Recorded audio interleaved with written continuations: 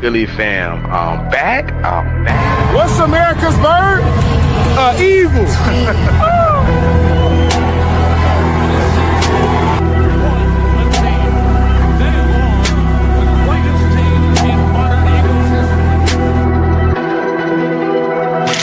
So that's what y'all want to see, huh?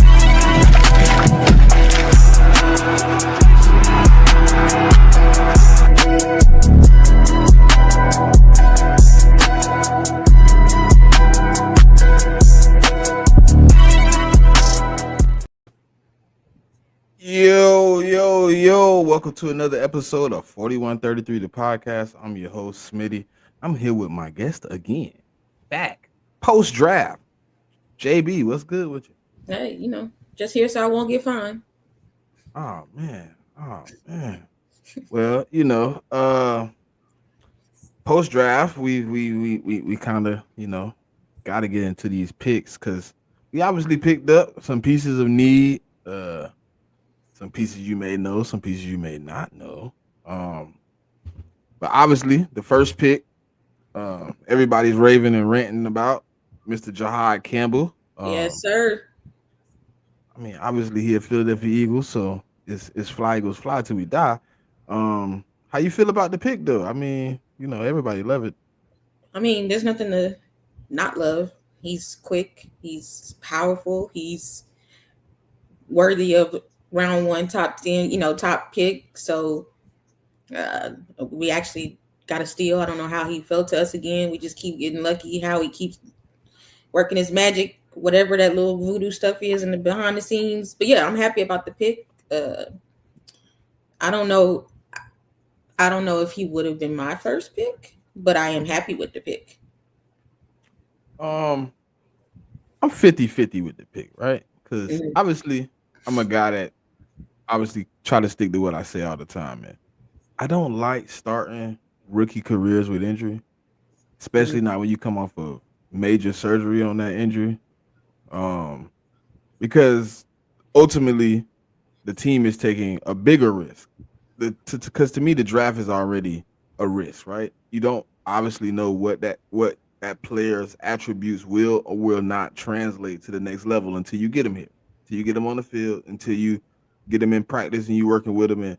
Because everything else is in retrospect. You're watching somebody else's product, somebody else's system, him working well in that system may coincide with what you do, but may not. But when you start with an injury, obviously today's the big example, right? Everybody else that we drafted worked out today. Everybody else was in the drills. Everybody else was doing the drills. He stood on the sideline. Yeah. Like, I want to start you off on a let's learn the system program. But when you're a rookie coming in off an injury, that's that major where you had surgery and things of that nature, the team that drafted you obviously has to put you in a rehab program first. Because we have to make sure you heal properly and you get in the groove, which obviously last year, Cooper DeJean went in that same protocol. So it does work for players. But we also had the other instance where we've drafted players and they came in on that rehab program and then we put them on the field and they weren't too hot. So we don't put no names. No, I ain't gonna put no name on it. I'm gonna just leave him out there because he'll bring back trauma that I don't even want to relive. Yeah. But I am semi hype about Jahad Campbell because I do watch a lot of Alabama football because I am in the South. So I see a lot of Jahad on the TV. And from like before the injury, everything I seen I like because I believe he has all the recipes, the ingredients in his package to be a top tier player, to be whatever you want to consider top tier, Pro Bowl, All Pro, Hall of Fame, whatever career you believe he could have. I believe Jahad Campbell, if he heals correctly and gets back to the process of getting to be an Eagle, obviously, because Fangio and Clint and Jerome, Jeremiah, and Bobby, they all gonna have their hand in play in how he develops as a player because those guys are hands-on every day, locked in. They're gonna be in the same rooms. They're gonna be in the meetings together. They're gonna be really drawing it up for him to be good. And I seen a quote today. It almost made me feel a little tingle inside because I remember seeing these boys play. And Fangio says he wants a trio in linebackers like the 49ers had with Smith, um, Willis, and Bowman. Mm. And I thought about like how devastating them boys was on the field together. You couldn't do nothing with You telling me N'Kobe Dean, Jahad Campbell, and Zach Bond will replicate that? And I believe if Jahad really tap in, he's more talented than anybody I just named. And Patrick Willis is a Hall of Famer. That's a big statement to me. I'm being serious. I told you I watched a lot of his and when I told you I didn't finish the cuts today, it's because I got in a rabbit hole. Yeah. I can literally, if I finish my download, I have 20 or 30 tapes of just Jahad right now by himself that I'm watching. Everything that I see says this dude, if coached properly, if he has the it's first. Hold on, first. Wait. Coaches matter, but first of all, if he wants it, that's the key. Him being dedicated to his craft, him being dedicated to being better every day. That's the first part. So me saying this is obviously me speaking on me hoping he loves the game. He loves it because that story I heard him tell to our coach, our coach said he was there and he said, "Take me home," and then you fall to third. Like it's almost like this. You remember what I said about the Super Bowl this year before we won it on one of the podcasts with y'all? I said this feels like it was meant to be. It feels like at that point we were rolling. Everybody was saying Eagles and Lions can go to the championship and one of them teams go to the Super Bowl. Like I was telling y'all, look, I don't know why, but I feel like this is going to be something. It ended up being something. And I have a lot of those feelings throughout life. Don't need to go through all that. But most of the time I'm right when I feel something. I'm telling you, this kid is special. I do think he has to put in the work. He does have to heal well. But like you said, the draft is a gamble, period. If we're going to gamble, we might as well gamble on the best linebacker in the draft, hands down, and a top 10 prospect he could have been for real. And he's just ridiculously talented. Like he's ridiculously strong, fast, savvy. His feet are crazy. Like I don't know if anybody could make it work and get the production out of him, it's gonna be Vic, and it's gonna be the system he's gonna be in, and the guys he's gonna be around. We know they're good guys. They understand what it takes to win. I'm not really that worried. Everything I see on tape is fixable. Yeah. Every mistake. And like I told you before, remember I was telling you, like, I don't want to go on YouTube and watch the highlights. I like the low lights. I've seen him blow some plays. I've seen him miss some assignments. I've seen him go in the wrong hole on the run play. I've seen it, right? But it's all about that. That's all fixable. That's all manageable skills because he obviously is new to the position. He didn't get recruited to Alabama as a linebacker. Got recruited as an edge rusher. Mm-hmm. He came out of high school as one of the top edge rushers in the country. Top 3 edge in the country, 5-star. He got forced into a role because he went to Alabama, which everybody knows is full of talent. So it was a deep DN room. And then injuries started happening. And they said, well, we got a pretty athletic guy, can make all the plays at edge. We believe if we put him at linebacker, we can make him make plays. You see what it got you, a first-round draft pick. And he should have probably been top 10. I'm telling you, if not top 15. I'll be a little, let's say top 15. Not me. He should have been because of the injury. Mm-hmm. I'll give you top 15, right? But it should have never went past 15, even with the injury. Like top 10, no injury. He's arguably top 7 pick.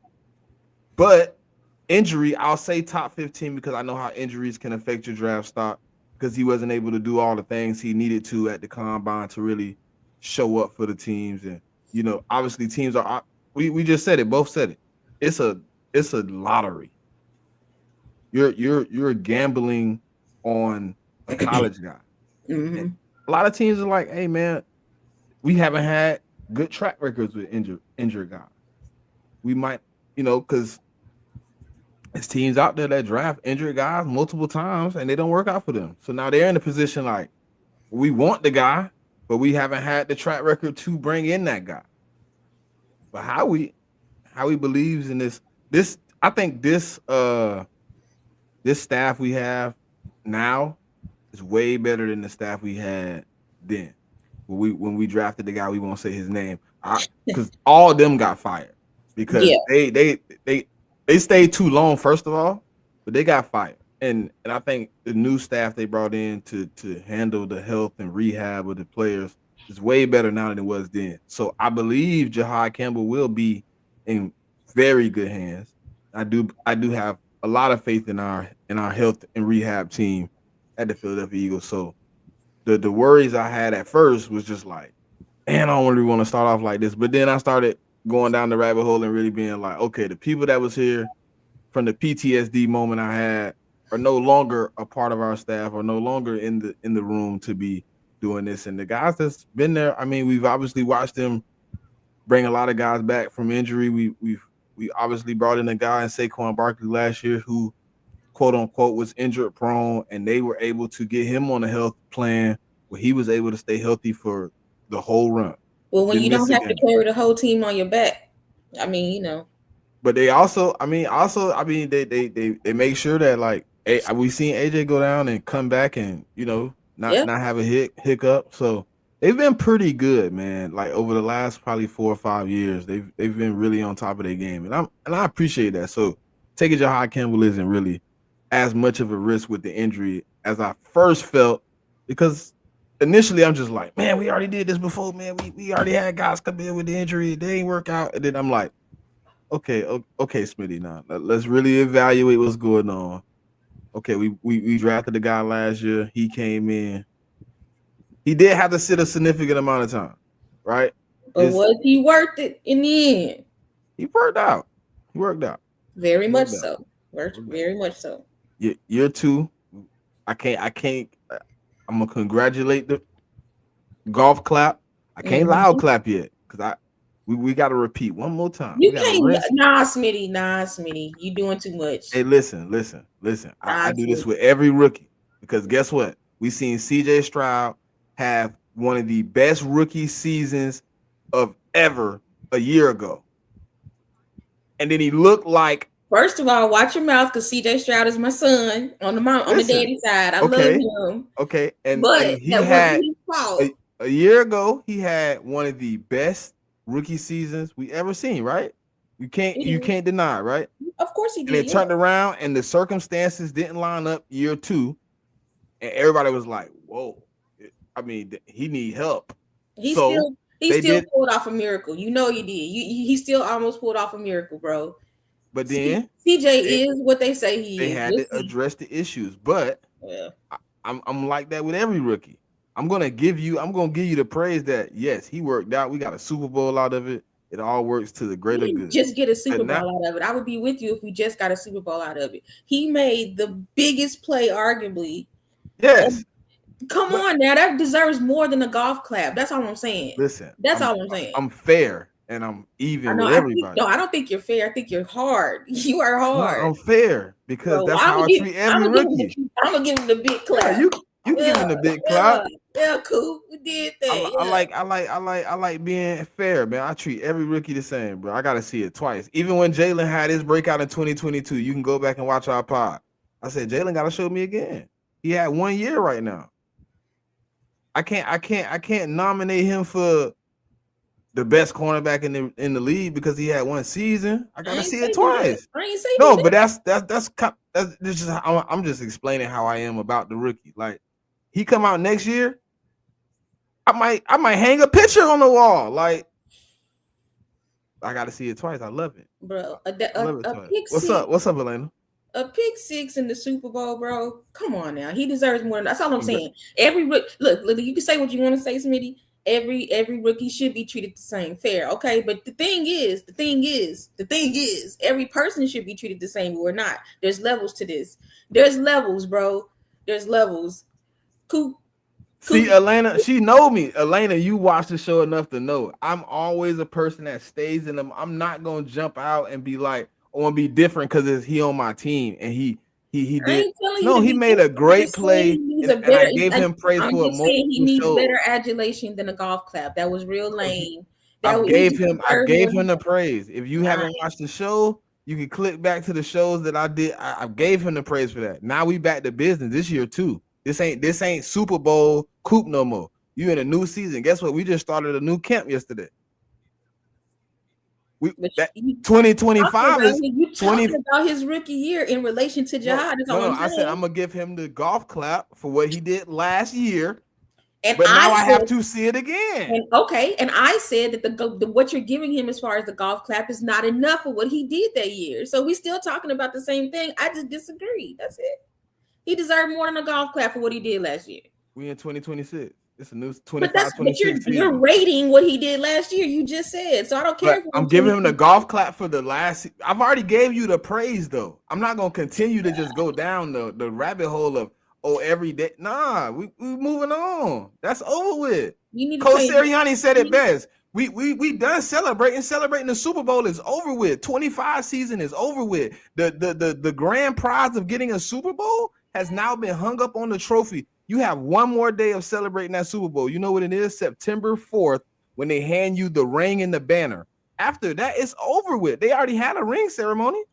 Guess what? When Sirianni called them in and they came back in a Thursday afternoon for that workout, he wasn't talking about Super Bowl. He was talking about how we can get better in this season. So the golf clap to last season is because we are moving on. I can't sit here for 20 minutes and talk about what Coop did in 25 because that's no longer. But I'm just saying it's no longer the high praise anymore because we're moving on. You're moving the goalpost. I'm not moving the goalpost. The celebration is over. You said he deserved more. You're still celebrating. I did not celebrate. You gave him the golf clap. That's why I'm talking about it. You did. I gave him a golf clap, and we're moving forward. I have to see the next season now. All right. Well, I think you're incorrect. That's all. What is about the analysis of me saying, "Hey, look." Now let's move on. Because I've said let's move on. Because I said it 4 times. I think what he did, which is what you're giving him the golf clap for, deserved more than the golf clap. That's all. But we can move on. A year ago, I'm gonna ask you a question. A year ago, what would you have Sauce Gardner rated as a cornerback? Number 1? Probably 1 or 2 for sure. And now he's fighting to be in the top 8 year 2 because they had a horrible situation. Things didn't work out. He didn't play well last year. He got attacked a lot. He gave up a lot of yards. So I love what he did last year for the team, but it's time to move on now. That celebration from the Super Bowl, we can't celebrate that no more because we're going into a new work, a new calibration. I'm not saying to celebrate it anymore. I'm saying the celebration you gave him when you gave it to him was insufficient. Have you watched the show that when I was on here for 30 minutes talking about Cooper DeJean? I have seen the show. I'm speaking about what you just did right now. See, we're going into semantics, bro. It doesn't matter. But I'm saying I've already gave you the praise, so now I'm gonna give you a golf clap, and I want to see it again now. And I think that's lame. Moving on. I don't know what you want me to say. Cause I don't think that's a fight of. Like I don't know. Because I feel like how I say it and how I'm moving about it is like how I move about everybody. So I don't think it's wrong that I keep the same energy for every player. I did the same thing for Quinyon. Golf clap for what you did in the playoffs because you wasn't able to catch interceptions in the regular season. But now I need you to improve and let's move on. You were one of the best corners last year. Yes, top 8 or whatever you want to put them at. Quinyon, Mitchell, and Coop. Y'all were top in the league. But guess what? That was the rookie season. Now people have tape on you. Now people have evaluated how you play. Now people have evaluated your weakness. So now people are going to try to attack what they have seen on film for 17 games. It's a little bit less of a sample size for Coop because they only seen 11 games because you missed the first 4. So, I mean, now it's a bigger task for you as a player. It's not the same. Jaden Daniels had a great rookie season. I gave him the same praise when I was on their show. Like, hey, look, golf clapped to him getting to the NFC Championship, but guess what? People have 17 games of sample film now. They got 3 games in the playoffs. Like, and guess what? The Eagles exposed a big weakness in your game. Do you improve that? Or now do teams come out and mimic what the Eagles did in the NFC Championship game, and you have a subpar sophomore season? Because that's what teams are going to do. This is the NFL. OC get paid millions of dollars to go watch that film, come out and play better. We got a first place schedule.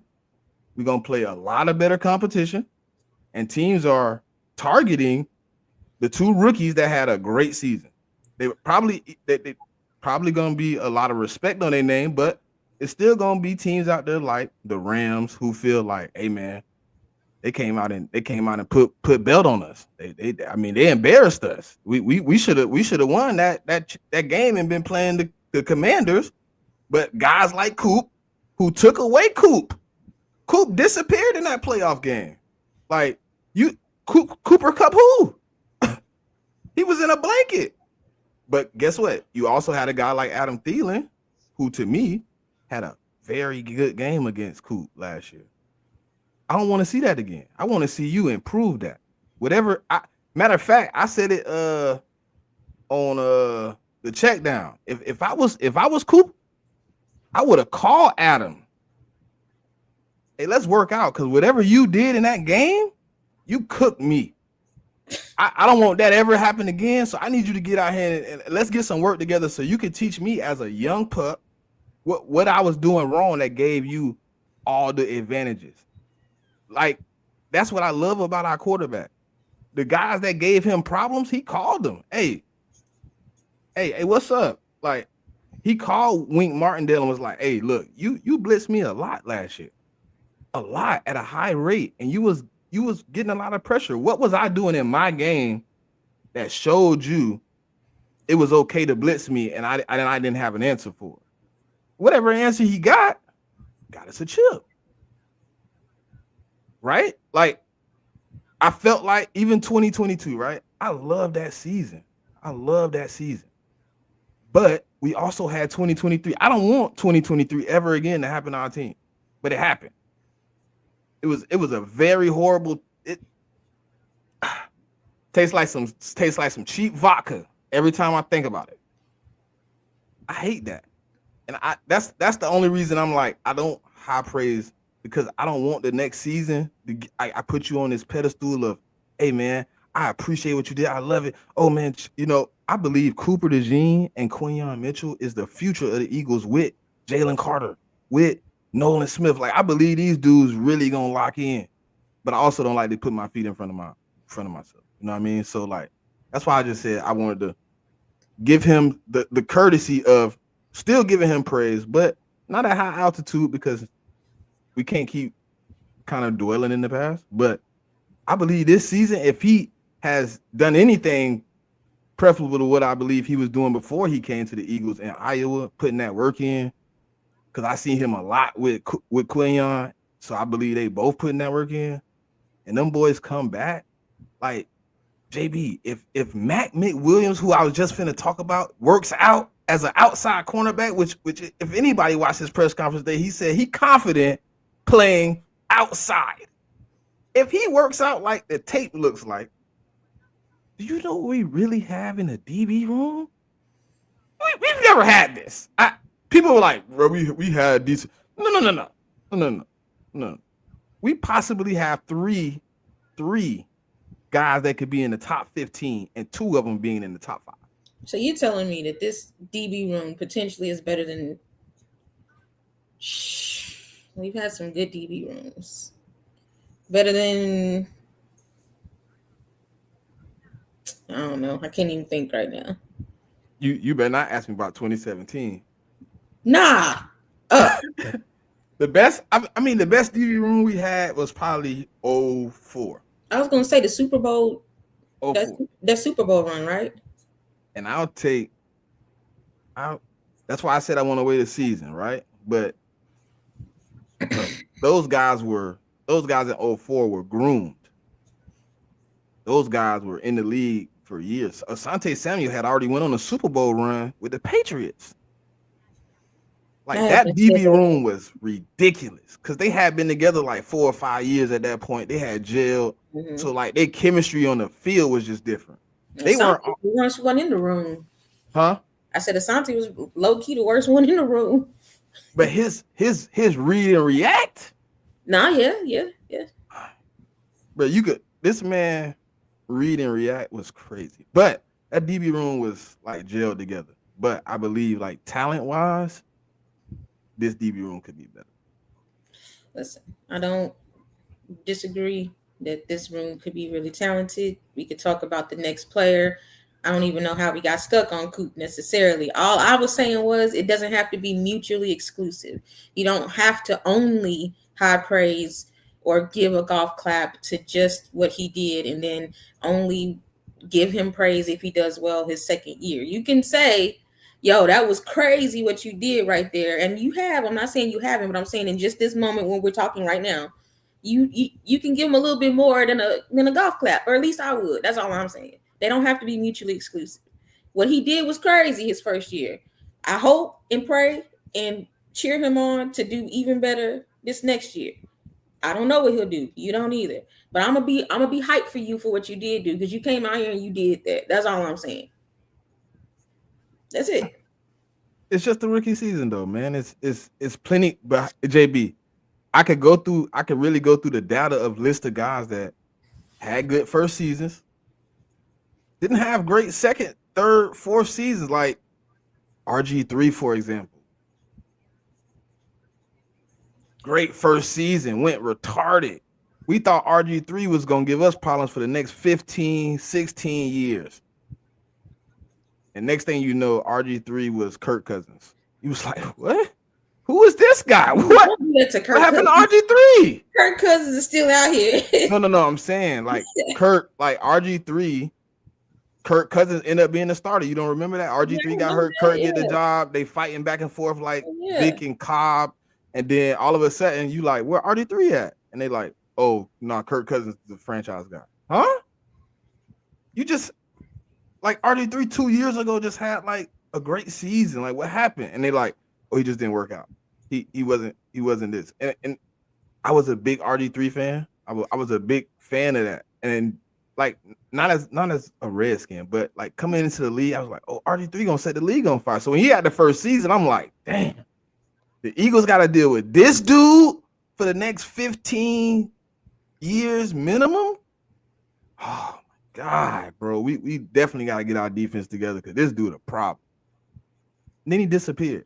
And I was just like, what happened? And he really never got another chance. He wasn't Geno Smith where he got another opportunity to really be a starter. Like, that was it. Mm-hmm. Like, the first 2 seasons, that was it. And then we were just like, damn, what happened? And that's just like, I guess for me, maybe just trial and error. Like, I've been the guy that's been like high praise, and then second year, you don't show up. And then I'm like stuck out on the limb because people are like, well, Smitty, you gave him so much praise for year 1. What happened in year 2? Now I got to evaluate the tape and be like, oh, well, I was wrong. So I'd rather just not even get in that situation where I'm like, hey, look, year 1, y'all set the bar really high. So year 2, to me, the bar is almost all pro. So do I want to put that on a sophomore? No. I'd rather not. That's why I'm like, I'd rather just be like, hey, look, I've given you praise for multiple months. Like we in May. So I've went through the semantics of, hey, what Coop did was like almost unmatchable again. It's almost unreplicable again for him. Like, but the bar now is high because you've done it. So even for other teams, the bar's high. Like, hey, that dude Cooper, hey, last year he was doing something. So we really got to see if that's like the truth. And just for me, like, I love what he did. Like, it really set me off because I'm like, I didn't expect it. So now I don't want to set expectations that we just can't reach. So like, I've given you so much praise. I'm like, hey, look, Sirianni said it's time to move on. Hey, look, we got to move on. Like, it's time to just put the past in the past. Hey, look, that's what I did. Now let's build on that. Let's build on that. We've set the foundation, we've set the road, we set the path. Now, can we replicate, or at least I ain't gonna say, because that to me, obviously, as a rookie, that's an all-pro season. If he was a vet, if he was a 3-year vet and had that same season last year, JB, he would have been a first team all-pro. First team all-pro. That would have been a first team all-pro season for him, and probably second team for Quinyon. Maybe, but yeah. Because he didn't get the picks, but he led the rookies in PBUs. He led the league in pass breakups over 25 yards. Like, he would have probably been at least in discussion for second team all-pro. Guaranteed Pro Bowl. So it's like, do I really want to like go into the next year being like, all right, I need all-pro performance again? Or do I want to put what you did and say, hey, look, if you build off that, then we can go down a path of different type of praise? Because at that point, now we got to put you in that status of top 5, top 3 cornerbacks in the league. So now it's a different conversation. It's not the same conversation as you're the best rookie cornerback in the league. You are now in there with the big dogs. You now being in conversations with Sauce Gardner. You in conversations with Pat Surtain. You in conversations with what's his name? The other cornerback. No matter. You in the Jalen Ramsey. You in conversation with these guys like as the top talent to be presented in the NFL. And now we can really have that discussion of like, hey, what you did in year 1, you replicated in year 2. So now I know what you did is what you do. You're that. We can stand on that. We can stamp that. Because you did it in multiple seasons. Because now it's no more like, hey, he a rookie. No. Rookie season probably should have been even more consideration for defensive rookie of the year. To be honest, I believe what he did in 11 games, coming off an injury from a school like Iowa, being tossed in a defense that was really scraping for scraps because Avonte Maddox was so bad. We almost thought our defense was putrid. We was like, man, we going through this again. I seen messages, fire Fangio, the scheme don't work, and then Coop jump in, and it was almost like adding oil to a rusty chain. It just started rolling. It was like, oh. And then you hear like, hey, he's asking all the right questions. He's communicating all the right questions. He's locked in practice. He's really trying to figure out what's going on. And you like, I see it. Because Avonte Maddox looked like he want to play Fortnite. He asked Mike Evans about the Fortnite. He looked like he on the field thinking about Fortnite.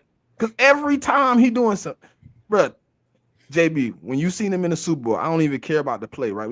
He made a great play. That was a great PB. But when you seen him on the field, your first mind wasn't he's gonna make a play. No, it wasn't. It was, oh God, we're about to give up these yards. It was. But listen, that was a hell of a PBU though. Hell of a PBU. Like to me, that was like I don't know what we did as a unit, but he made a big difference because of the communication, like being coachable, being a sponge, being out there. Hey, look, I'm injured, but he asking Avonte Maddox, he asking James Bradbury, he asking Reed Blankenship, all these guys like, hey, what's going on? Give me the broad spectrum so I'm understanding. He's asking the position coaches in video, and he like, hey, look, what's the reason we did that and why we did that? Okay, I understand that. So when he got in, he was like just doing all the right thing. He was fundamentally sound. So I can't take that away because he played a position he never played before, and he played at a high level because he plays nickel, but not at that clip. He had played like 25% here, 25% there, 25%. He was moving around, so he was able to like just see the whole field. He played at a level that we expected Avonte Maddox to play at. Like not this year, but years ago, we were like, man, Avonte Maddox should be playing like, because we most people when he got signed back, this offseason was like, why? Dude don't even play snaps. Dude plays what? He be hurt. He don't be on the roster. Like what?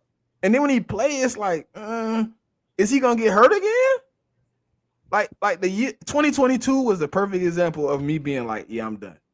Dude get hurt, IR, come back in the Dallas game. He's completely going berserk. Goes to get a sack and goes on IR again. I said, what? Yeah, that's it.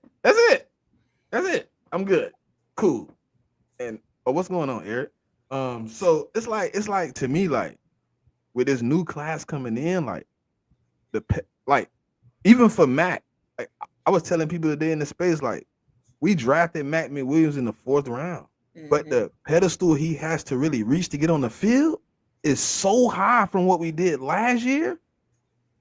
It's like what we expect now as a fan base from him is possible. Is obviously, as an Eagle fan, you know how we are. Once we set a standard, the standard is the standard. That's it. Yeah. So what we expect from him on the field as a rookie is almost what we seen last year. Nah. And I ain't saying to that note. No. I ain't saying to that note, but almost what we seen last year. You're expecting him to come out, hold his own, fit in the scheme, and get better week by week. But you expect him to also be able to, the first part, hold his own. That's the first part. You like, hey, look, if you get on this field, you better be able to hold your own. Because you sat in that press conference today, and you said it with your whole heart. You put your chest out, chin up, chest out, and you said, I'm comfortable playing outside or inside. I played outside and inside my whole life. They told me I was too. When you use that line, that famous line, JB, they told me I was small all my life. I got something to prove. I got a chip on my shoulder. When you say that, we're getting out of here. Yeah. The magnifying glass went. Now we got to see the chip. He ain't gonna get on the field in the regular season, probably, unless we blowing people out. But nah, he might, because I think it's a fight between him and Keely. I think Keely Ringo and him gonna have a position battle for that cornerback too. Keely got him. Keely gotta have him. I would be very shocked. Keely has one big malfunction to his game that most coaches don't like in their DBs: stiff hips. Yeah, he don't move that great, but still, Keely is very, very more than serviceable. The DB more than I want to be respectful to that man. I'm not saying he bad, but I'm looking at everything they did while he's been here. Right, this year 3, right?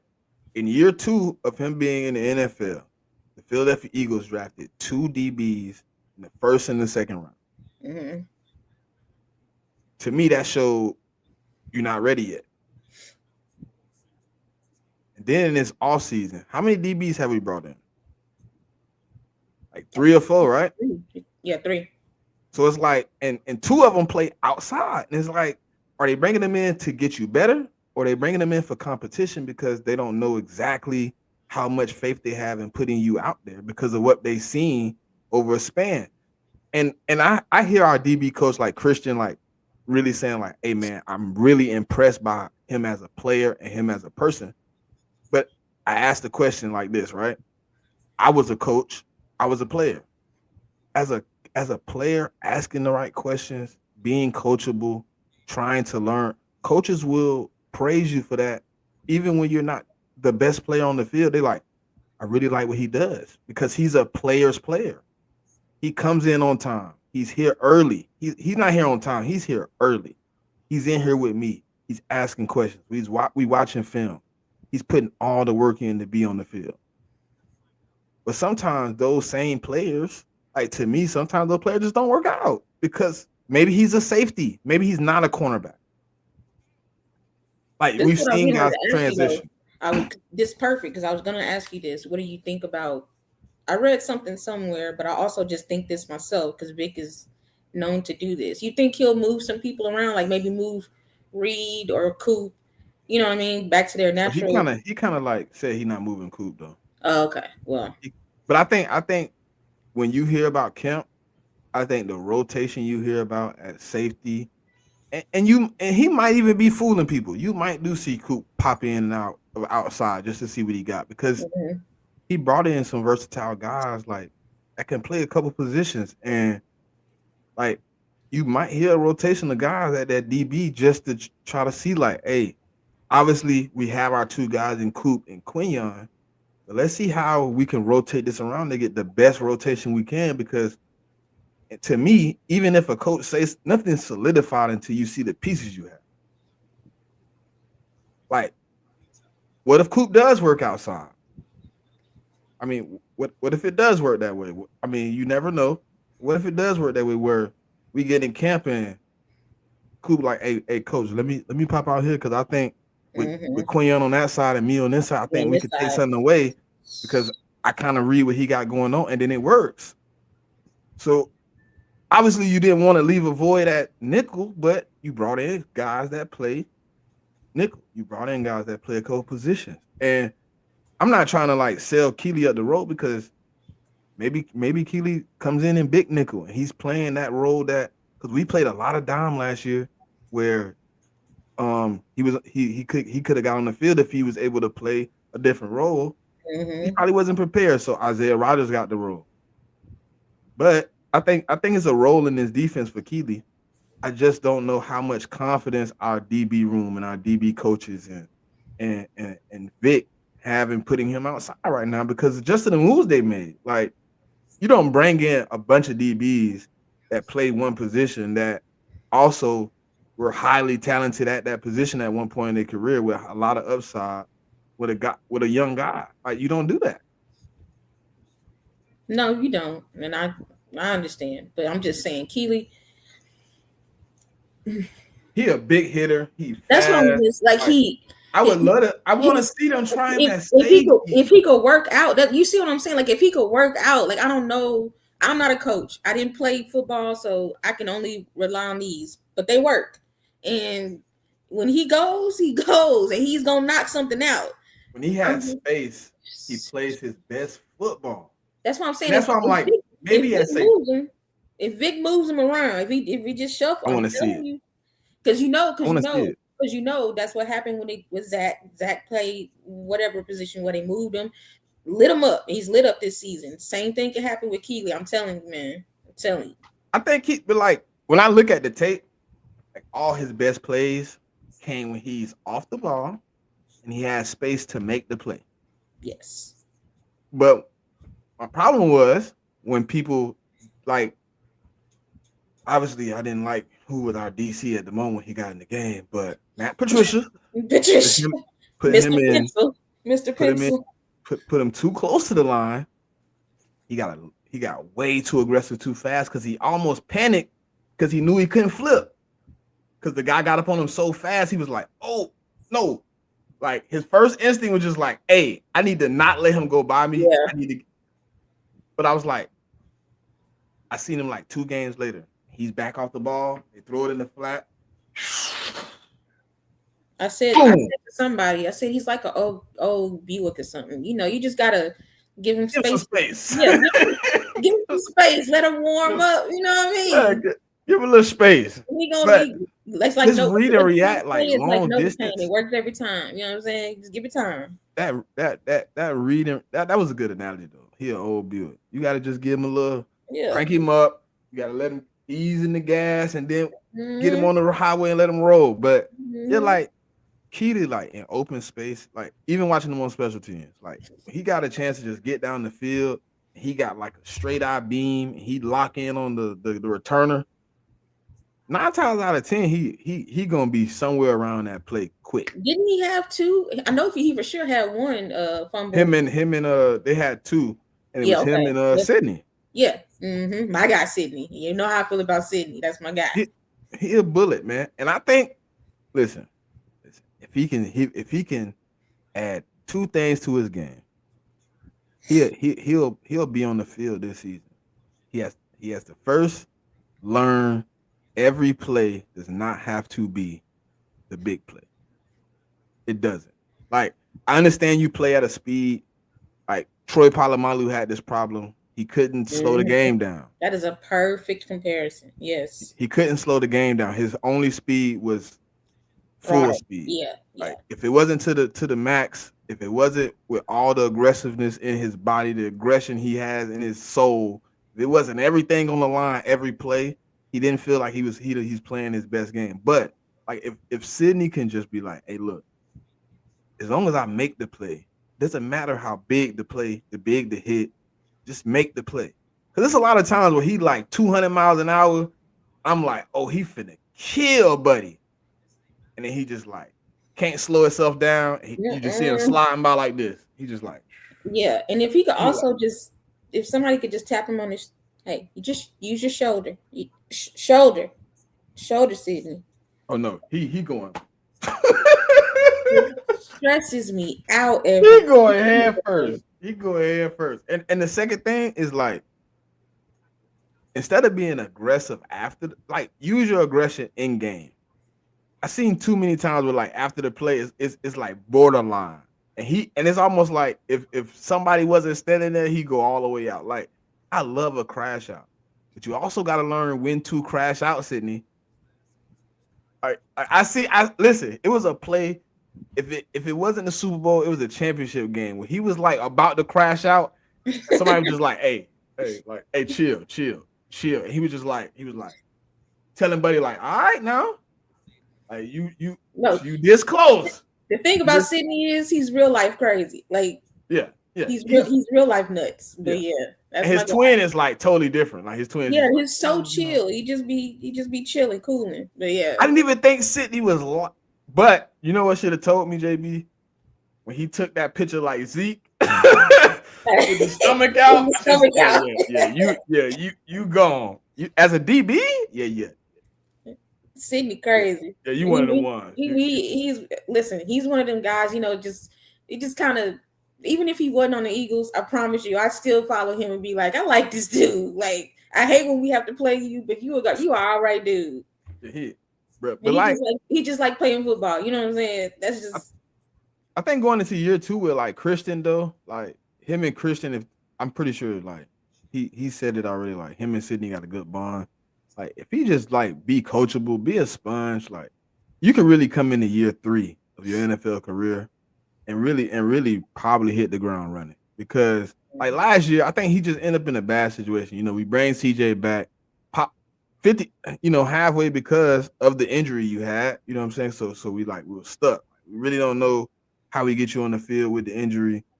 You end up coming back really late into the season. So like you really can't patch out a role for you to get on the field because at the time you kind of pop back into the scene off of the injury, you were playing like really good football. Like it was kind of hard to like rotate you in now because it was like, who do I rotate out? Mm-hmm. Like at a time, if you were healthy, you possibly get some time in there with Avonte Maddox at that nickel spot. You possibly get to rotate in some of those dime packages where we get to see what you really could do. But you heard at the beginning of the season, so you're not getting the reps. So guess what? Fangio and Christian not really seeing you on the field. And then when they do get you on the field, Reed playing well, Coop playing well, Quinyon playing well, Isaiah Rodgers playing well. The defense is gelling, and the only place that's rotating at this point is D-line. Like, so what do I throw you at on the field? Can't get you on the field. So now CJ is out the room. Guess what? There is an open safety spot. If I was Sidney, bro, seeing him get traded would have really be like, let me lock in. Like, I need to lock in right now. And then Andrew McCuba getting drafted to the second. I really gotta lock in. That's pressure right there. Yeah. Because I always said this: first round pick, your job is gone. Second round pick, if you want to be a starter, you're on the hot seat. Third round pick, you got a little time. That's always been my philosophy when it comes to drafting, because a second round pick, yes, they need to play, but you also have time to kind of work them in and fill them out because their first round pick is all the marbles. That guy is expected in year 1 to be a part of the team. Year 2, be part of the winning of the team. So he's gonna be on the field. And if he don't play year 1, year 2, your job is gone anyway. If you because think about it, most people that get drafted first round, if they do sit year 1, it's because they want to develop them a little bit. But year 2, most of the time, a first round pick is getting on that field as a starter. Because guess what? We only get one first round pick, and he's supposed to be top tier talent every year. And then when you're a second round pick, look, we drafted the second round pick in Jalen Hurts. Carson Wentz, we're going to give you a season. If you show up this season, then Jalen Hurts is the backup. If you do not show up this season, then we are willing to move forward. That boy played the worst football of his life. Got his shorts rattled, baby, immediately. And then they said, well, we got Jalen Hurts.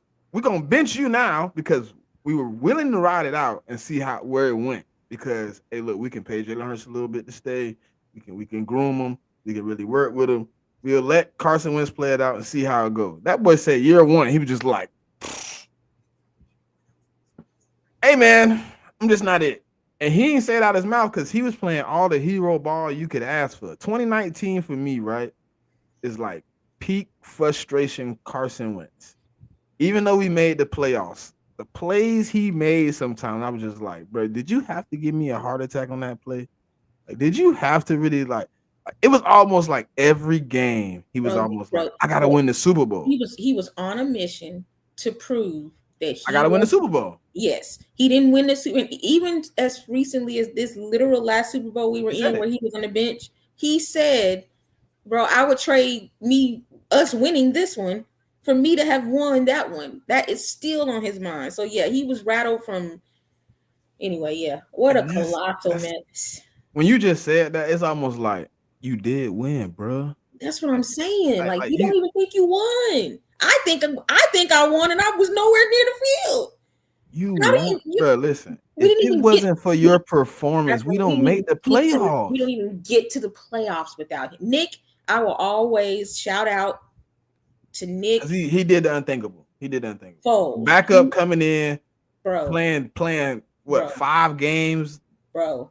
With everything on the line, every game. And he said he's he does his podcast now. He still obviously talks about that a lot. And one of the most recent episodes, he was just like, that Super Bowl. He was like, that season when I had to step in for Carson, it's the freest football I've ever played. It was the most. I don't care. It is what it is. It's going to be. I wasn't even going to come back. Now I'm here. So I say all that to say, what Nick did was great, but I need Carson. Just if you allow me just this moment, I need Carson to really center himself and understand we would not have even gotten where we were. His play that season was so unbelievable. We haven't seen anything like it. And you got rattled from a second round pick from a guy who had to move schools because he got sacked. Like Carson. Yeah, so anyway, yeah, man, what a mess. It was a moment I don't even know. Like when he got hurt, I was just like, damn. I'm like Nick Foles, boy. And what's funny is funny shit. So my homeboy that I was working with was a 49ers fan. When we played the Rams, I bet him that night we was going to the Super Bowl. $500. Ooh. He called me because he was working. I was off, so he had to close. It was like a bar and grill, so we closed at 2:30. Mm. So he called me when he got off. He was like, "Hey, you want to call the bet off, man? I ain't gonna do you like that with Carson." Took me a minute. I was like, "No, I ain't calling the bet off. We running." He said, "You got Nick Foles, man. Ain't no way you making the Super Bowl." I was like, "Listen, I made the bet. Whatever happened, happened. If I lose the 5, I lose the 5. We running this bet." He was like, "All right, I'm gonna take your money then. I'm gonna take your money. Y'all ain't making no Super Bowl." Every week, watching the TV. You know what's on the back of my mind? The $5. That half a band, hell yeah. I'm thinking about it now. What do you about money? Shoot. I was like, Lord Jesus.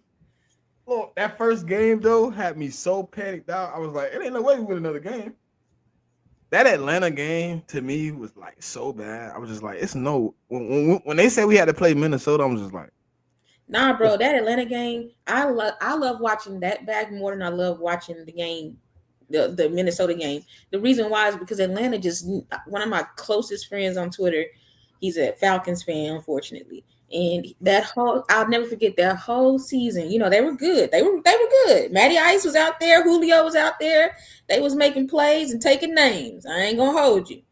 But they had to come to Philly, okay? And they had to see us. So of course. I'm talking all the cash I can talk. He is too. It is what it is. He's like, there's just no way y'all are going to the Super Bowl. There's no way. We're taking it. That last play, bro. It felt like that ball was in the air for about 73 years. well, there was the zest on it. There was a zest And on Julio- the orange peel from beating us. Julio jumped so high. I said, there's no way he didn't catch it. Bro, that ball said, phew. I said, oh, like, so I can only imagine how you felt with I that was- I think flag on the line. I ain't gonna even lie. I was at my job, but I wasn't working.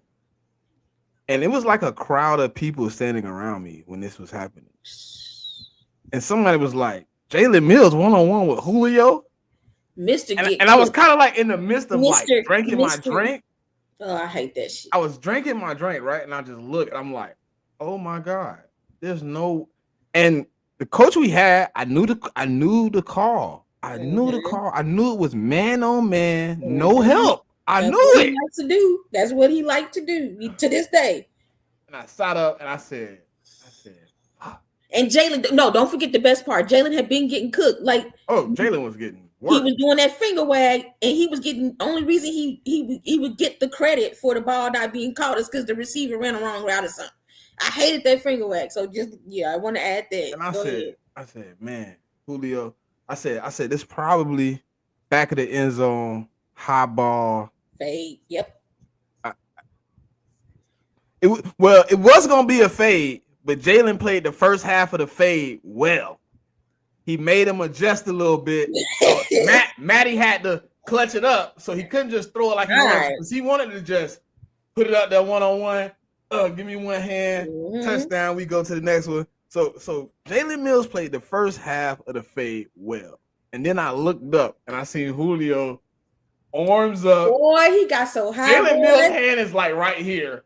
His arms way up here, and I'm like, oh my! And it went over. I said, ah! it hit the back of the thing where the seats are. I said, oh. When I seen him go up though, like my first thought was like, there's no way Julio don't catch it. He got so high. He got so high. When I seen Jalen Mills' hand, like I was just like, why are you jumping? Like hindsight though, in the moment I was like, you just got cooked in my head. I didn't say it out loud. I was just like, you just got. You know what the crazy thing is though, Smitty? I really thought when the ball sailed, I swear to God, for like the first 30 seconds, nothing happened in my head but where's the flag? I'm looking for a flag because I'm like, he had to have done something because there's no way Julio didn't catch that ball, bro. I did look for a second. I did for like a couple of seconds. I looked at the bottom of the screen, looked at the scoreboard, didn't see it, and then I screamed. I was just like, Bruh. yes. Bruh. And then I seen Minnesota, the Minnesota Miracle, and I was just like, the Minnesota Miracle. Can you? Stephon did. Let me say. Hey, listen. That game was nuts. Crazy. Yeah. Anyway. Listen, I ain't gonna lie. I had bet money on Minnesota To do what? to win that game. No, to beat the Saints. Uh-huh. I bet money because I just for some reason back then, like Drew Brees, I was a Peyton Manning fan. Don't ask. But it was like I didn't like Drew because people, you know how they do like the big three, and it was like, oh, it's Tom Brady, is Drew Brees, Peyton Manning. And I always just be like, man, Peyton too, man. Like nobody had better fights with Tom than Peyton, and it was just like one of those moments where I was like, man, I hope he lose, man. I'm betting with Minnesota. And they scored. When they scored, with the Saints score, I said, I'm looking at the TV like, okay, they finna do what I thought they was gonna do though. No cap. I thought they was gonna do the little switcheroo, pitcheroo thing. I was like, that's probably not gonna work. All right, game over. When I They seen went all that, out. They sold out. They sold out. When I seen Case Keenum caught that thing back. He said, "Okay, that's what I'm telling. I swear to God, they had to go to the sideline, and the play call had to be sell out. Just run and just." Well, they played the old school defense. Most teams don't play it no more. But when you play your two safeties and your safety and your cornerback like parallel to the defense to the sideline. Mm-hmm. So what the key is not to let you get a big play and get out. Okay, get outside. So the way like Stephon Diggs runs the route, dude is just trying to play the sideline. He's just trying to like let you catch it and stay in, and he falls. And when he fell, I was just like, run for your life. If you watch it, look, because I've watched it a lot, unfortunately, because it's just so crazy. Stephon he does run, but he kind of pauses because he's just like, wait, and then he takes off. Like, yeah, that was crazy. Because he's expecting like, okay, we finna get tackled. All right, we're gonna have like 0.2 seconds to get back on the ball and try to do something. Mm-hmm. That's probably not gonna work. Oh man, the game over. And then he realizes, like, hold on, there's no one next to me. There's no one here. Took off. That whole place went nuts. Because in my mind, I think when he caught it, I think his first initial response in his mind was like, get out of bounds. I think that's why he paused, because like he went to and he just like, that might be it, yeah. He's like, hold on, wait, let me keep running a little bit. If somebody catch me, they catch me. I just in his mind, probably in the back, and you know, he looked up at the jumbo and he's like, hold on, they not finna catch me. Oh no. Game. It's literally that second that he pauses is literally less than a second, but it's like, a pause. You can see it. He's like, there's no one next to me. What's happening? There's supposed to be a person here. Maybe he didn't think to catch it. Maybe he didn't think he was gonna catch it. Maybe that's the pause. Because like it's two people in front of him. So he catches it like, yeah, that's true. He's like, oh, I really, oh shit. But his mind is an athlete. So it was like, boom. Yeah. Go. Mm-hmm. Instincts took over. He went in the autopilot. I don't even listen. I've never heard him tell the story. Like I've seen like podcasts where I've seen him, like I think he talked about it. I really want like, how did you feel in that moment? Because I'm pretty sure Coop, like we just talked about Coop. I'm pretty sure Coop in that moment was like, what the fuck? Did I just pick off Pat? I can't even imagine. But he's had so many moments, like when he dumped. I want to know when he dumped Henry. I want to know, like, he talked about that though on the pivot. I didn't watch the interview with the pivot. I just seen the clips of it. So I need to watch. He talked about it. He just like, he's like, in the moment, like I just knew I had to get there and I had to get him on the ground before he started moving. Boy, did he do it! He was just like, hey, look, that was the moment where you like, hey, nah, not on me today. Because it's two things you don't want Henry with a full head of steam or that stiff arm. Oh no.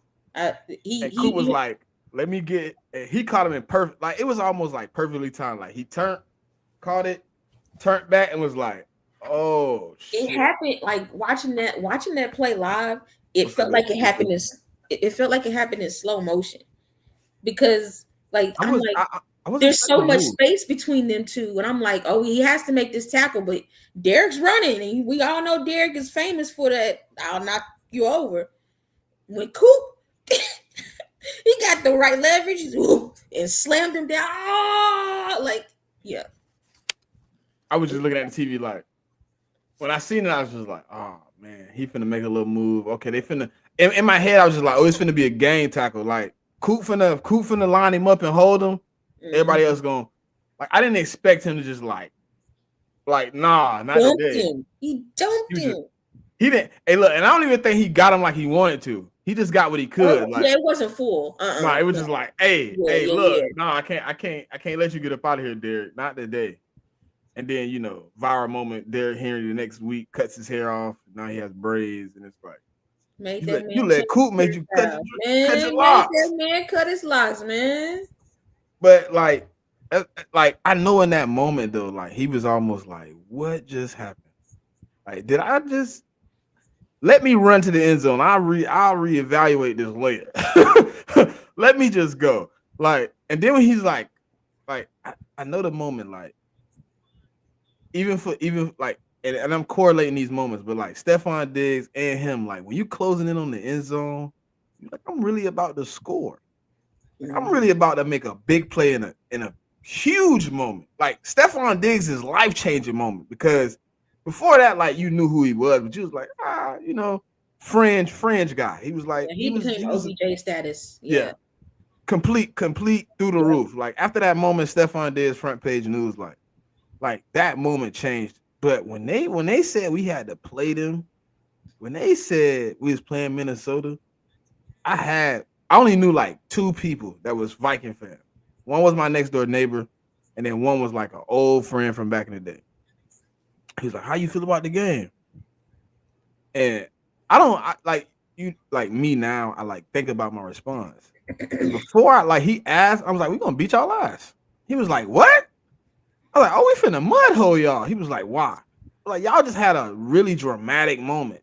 Like y'all just went through a moment like almost rushing the field moment. Your energy levels was high. Y'all gave it all. That's over with. I'm finna blow you out. He was like, bet a case of beer on it. And I'm like, bad. Like, matter of fact, I'll bet a case of beer on it. And then when we beat you, we can celebrate together with another case of beer that I'm gonna bring to the party on top of the beer you give me. He was like, man, you ain't gonna beat me. When I tell you I went to his house to watch that game, and he was just sitting there like, man, they really whooping my ass. I mean, blew him out. Nick Foles. They really thought they were going to play the Super Bowl in their home. They really did. They had thought. But Nick Foles. That game in the playoffs right there. That was a the Nick best. Foles. Yeah, that was the best. Yeah. I was just like, hey. He had the best moment in the Super Bowl with the Philly special. But the best game. Yeah. Minnesota. When he played that Minnesota game. That was it. I was like, all right. We could dance with whoever come out the AFC because I think the Patriots played after us. I don't remember. I can't remember exactly, but I want to say they played. I want to say they played after us. But I was just like, I don't care who come out the AFC. I think we could beat them. And when I seen it was Tom, I was like, Nick just gonna have to go toe to toe, like because you're gonna have to go toe to toe because the way Schwartz played defense, we finna have a shootout. Mm-hmm. And I was just like, best man win. I was like, Nick can win this. Not only did he go toe to toe, he took your rhyme and remixed it and did it better than you, player. Like 4 plays later. You heard what he said? Why he don't like him? Yeah. You caught it and I didn't. Mm-hmm. But I think we got like a potential like moment to like really like capitalize on all this though. Like we've had some big moments as a team and like I think we're at this moment where like Nick Foles' accomplishments are amplified almost because like a lot of Eagle fans were like, hey, that's the one. Like 2017, we might never get this moment again. People said that. Like, bro, we just went from 1933 being champions in that era or whatever before they hit the Super Bowl, and then 1965 to 2017 with nothing.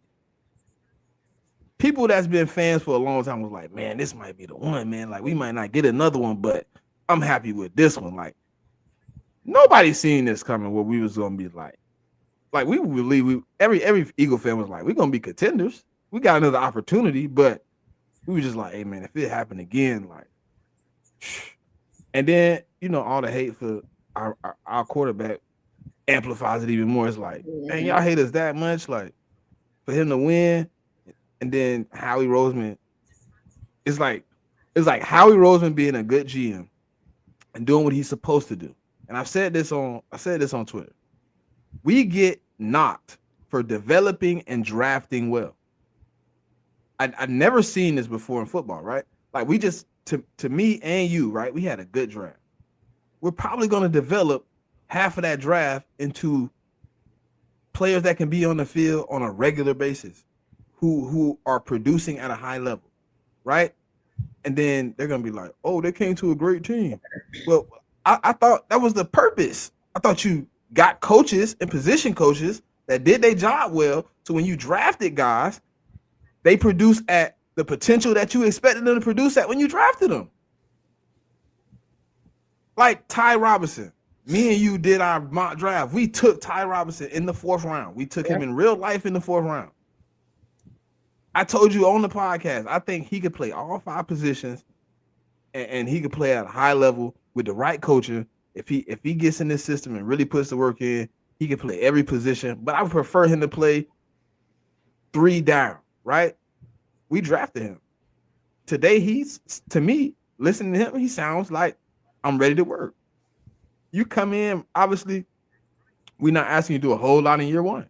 Because guess what? You got drafted to a team that drafts and develops well. So guess what? The guys that are in front of you are drafted here and they've been developed.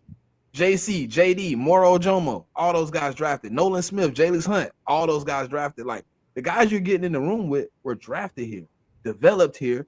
And guess what? They're going to show you love. Like the OGs that were here when you got here, going to show you love, and they're going to show you the ropes.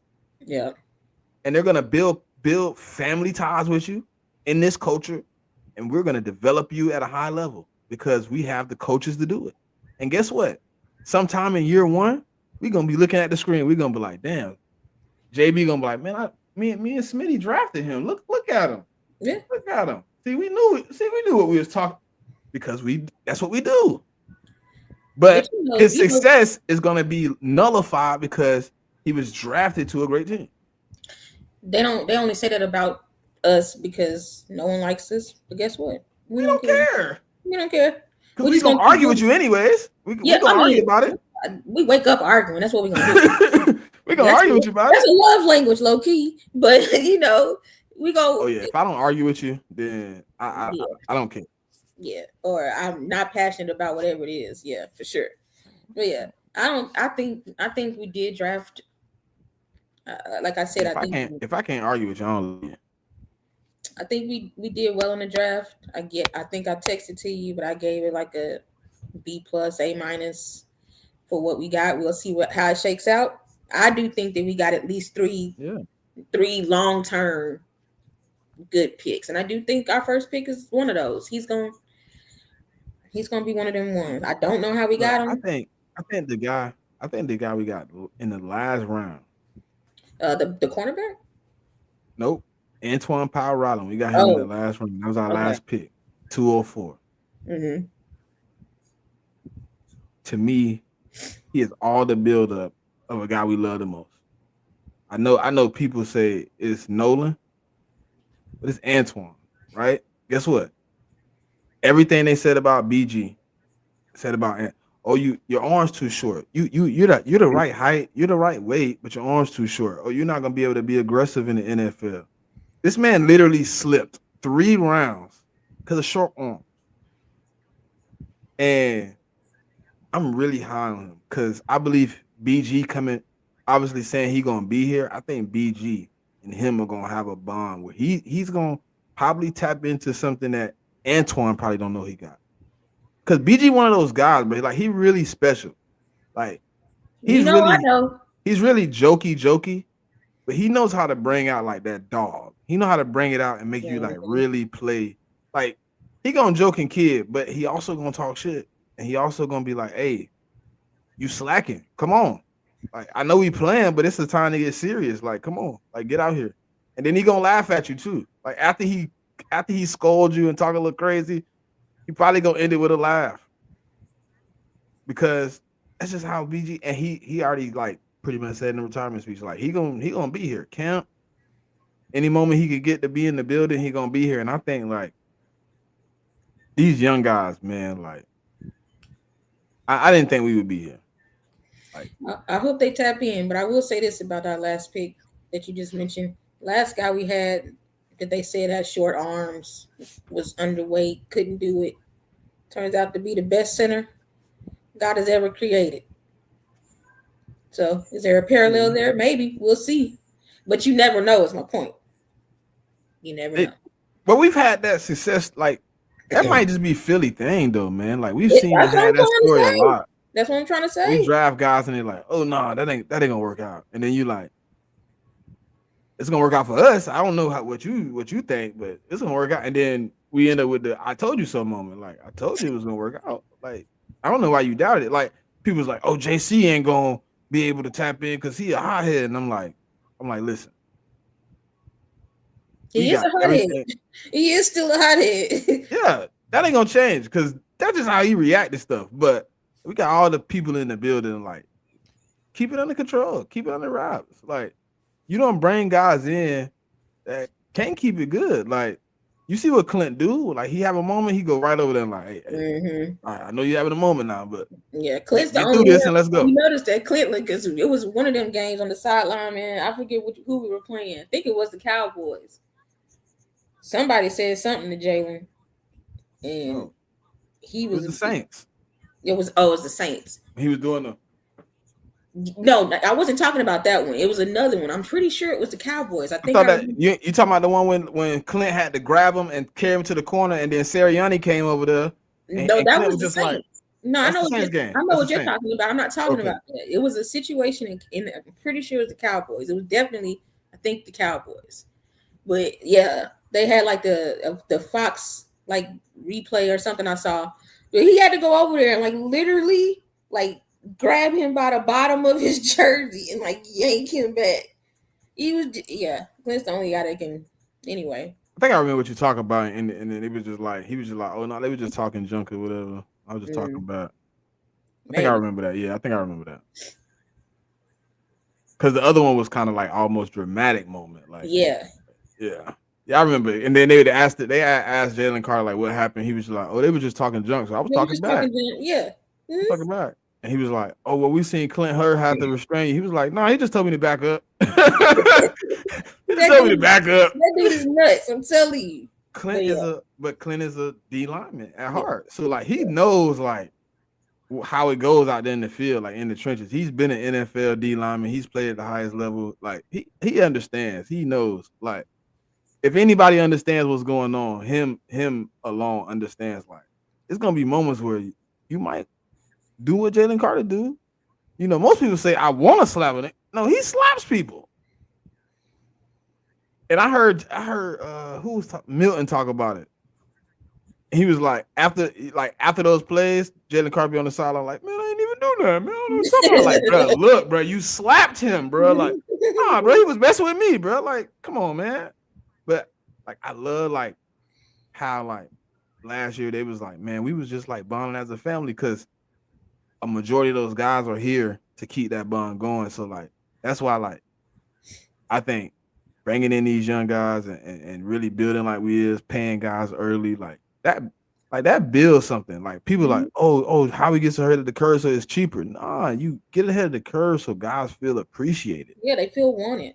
They feel like I belong here, and that builds that camaraderie where it's like if you coming in here, you got to get with us or you got to go. That's it. Yeah, like it's smart. How confident is a player when he's like guessing if he has a contract? Will he be a part of the team? Do I got to find a new job next year? Or would you rather play with a player that's like, hey, I got the bag. All I gotta do is put in the work now. Like, my only worry now is football. Like, I ain't gotta be calling my agent like, hey, did Howie hit you up? Saquon literally said, like, look, it's great. The money's great, but what's better is the peace of mind. He said, I know where I'm gonna be the next, 4 to 5 years. I know that my family's good. This is where I'll be. Yeah, that means something to guys. You love stability. You love knowing your check gonna be on time. I do too. It just is what it is. Because think about this: if you was at work, let's say Thursday, you was like Friday payday. You like, man, I wonder if they gonna send me my check. Man, I've been here. They said it was almost like time for a raise. I wonder when they're gonna call me in for the raise. You're gonna be at work like a little bit loaf. You're gonna be like, well, until I see if I got my check or not, man, I ain't finna overdo it. And I need this raise. So I'm gonna give you performance that meets the requirements of my job, but I got a little bit of things going on because I gotta make sure that like, hey man, talk to my agent. Hey man, do I need to talk to a realtor? Do what I need to be doing? Because I don't want to get blindsided by a team letting me go, and I'm trying to find somewhere to live. So do I need to be what I need to be doing? What the talk's like with Howie right now? How is that working out? Is he talking about contract? Okay, well, where we at with the numbers? Like you don't want to do that every day. Because guess what? I'd rather just wake up and call my trainer and say, "Hey, meet me at the spot." Guys can get hurt at any moment, and then all of that. Now you got all of that to worry about, and you hurt. Like nah. So yeah, I think with Howie, I think he pays the right guy. First of all, for the most part, Like, okay, we're not gonna talk about Bradbury, but for the most part, he pays the Well, right. I know there's a circumstance there, but you know what I'm saying. Like, for the no, most but I'm part, gonna say like he more paid Bradbury. I don't think he paid Bradbury for what he was going to do because nah, Bradbury was an older player. He paid him for that All Pro season. he Let's just did be pay honest. him for the All Pro season, but we should have got more than one season out of it. We should have. So that's over. Howie paid him for 2 seasons, and then hopefully the third season, however it went, would have went. But he paid you, and you got gunned down by. Man, see, okay, don't get me started. That wasn't the point. We're derailing the conversation. Look, the point I is, understand. We getting back to it, but James Bradbury, obviously, yeah, that's an instance. You're right. He paid him for a previous season and hopefully to get another season, which it didn't happen. But I get what you're saying. We 9 times out of 10, how we pay the guys that deserve the money. They deserve the money, and then they go out and they at least perform another year, and I feel good about it. So, and Howie, I trust. We'll I was a see. little shocked about the Saquon. Huh? That Saquon deal was a little shocking though.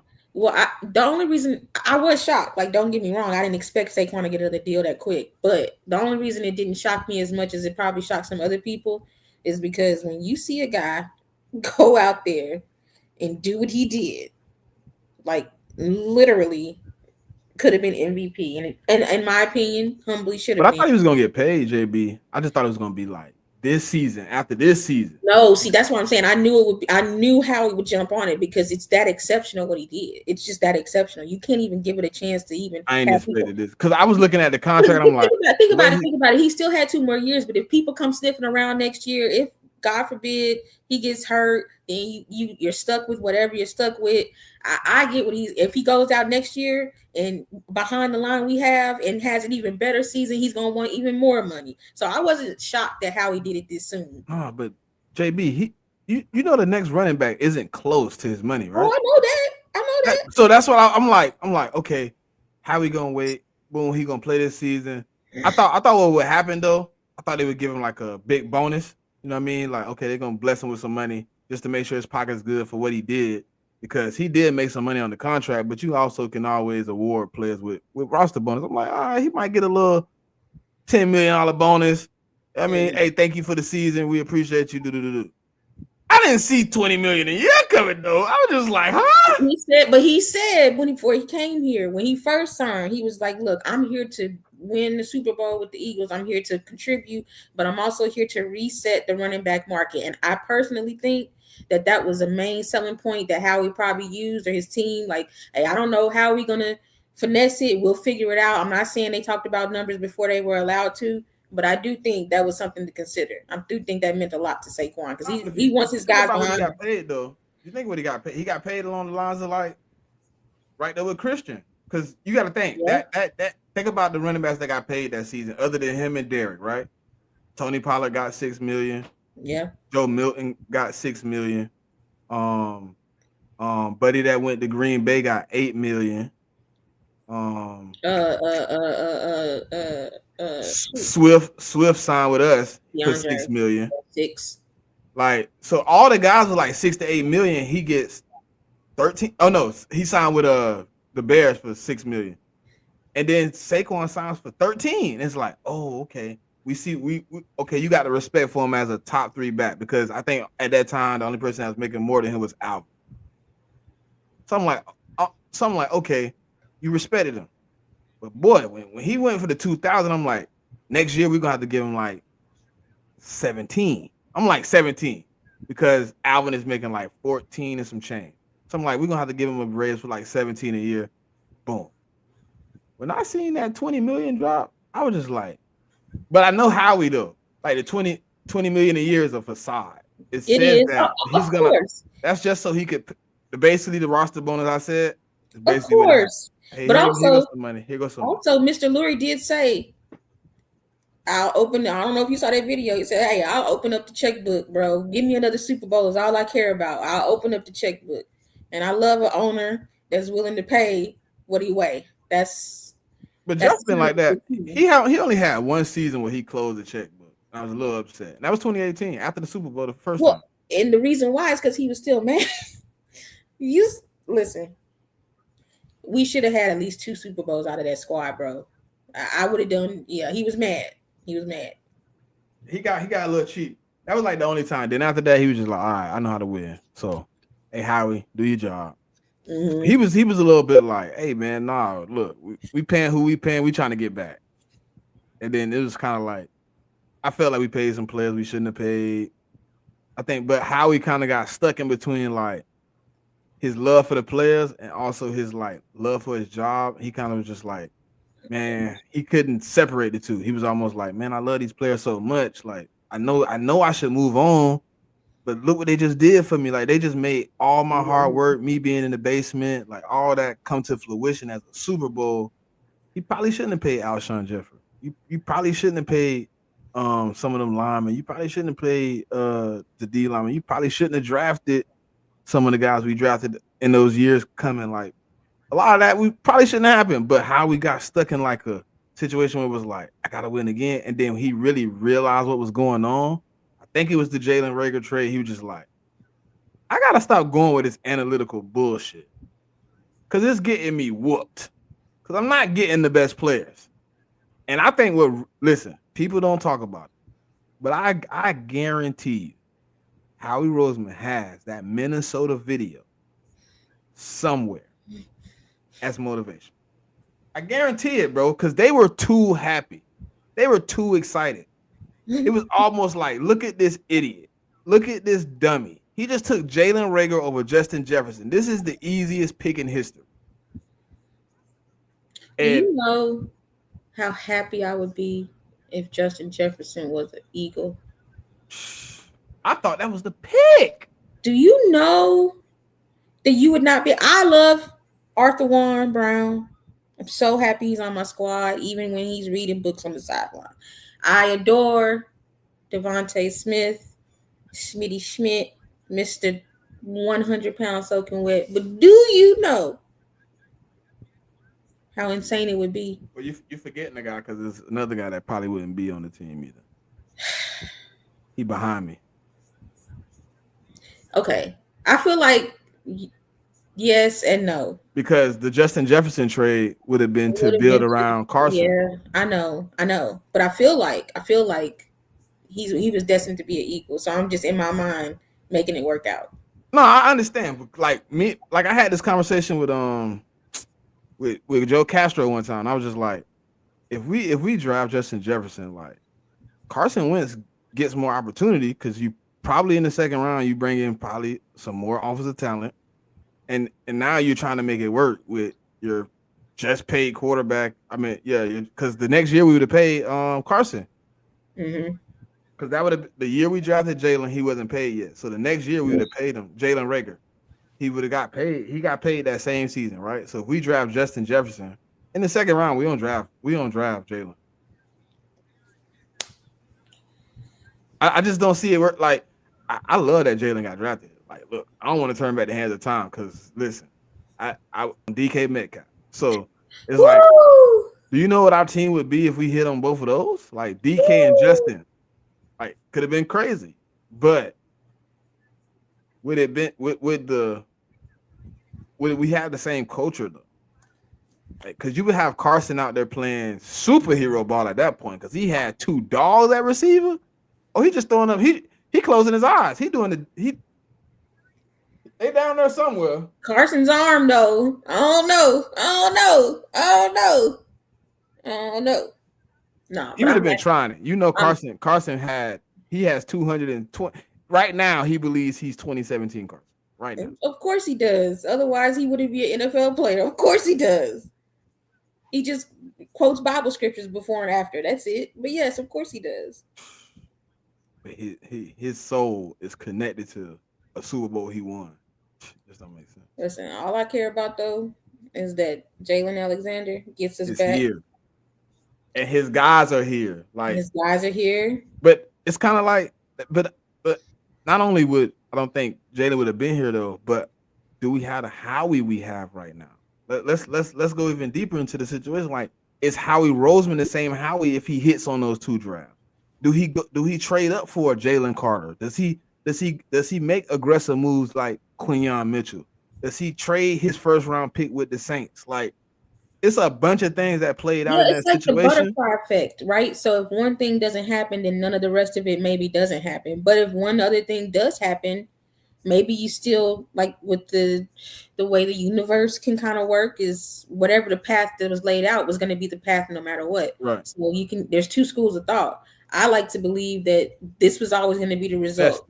Destiny. Yeah, Jalen Hurts was always going to be an Eagle, whether we don't draft Justin Jefferson or we do, whether we don't get AJ Brown and Smitty and everything works out or we don't. What I know is we got the quarterback we need. He's going to get better, and we are going back to the Super Bowl a couple more times before this ride is over, and hopefully win another one or two. But we going back. Yeah. But the only reason I say like I don't think we in position though. Like that's the only reason I said it. Like because you got to think we picked at like 50 something that year to get Jalen. If we have those two dogs at receiver, we probably at the end of the draft. Jalen probably, and guess who? If the guy that was right behind us is telling the truth, he takes Jalen Hurts, and I'd really be pissed off. You know he was lying. You know he. Bro, listen. I know. Listen, I do believe it's a facade, but if it would have happened, boy, I would have been so upset because I actually wanted Jalen Hurts on the team, but I didn't think we was gonna take him in a second. I was like, oh, a good third round quarterback. We could get a quarterback to back up. I think we can get Jalen. If that creeper would have took Jalen Hurts and ruined that man's career, because he wouldn't have made him better. He would have ruined that man's career.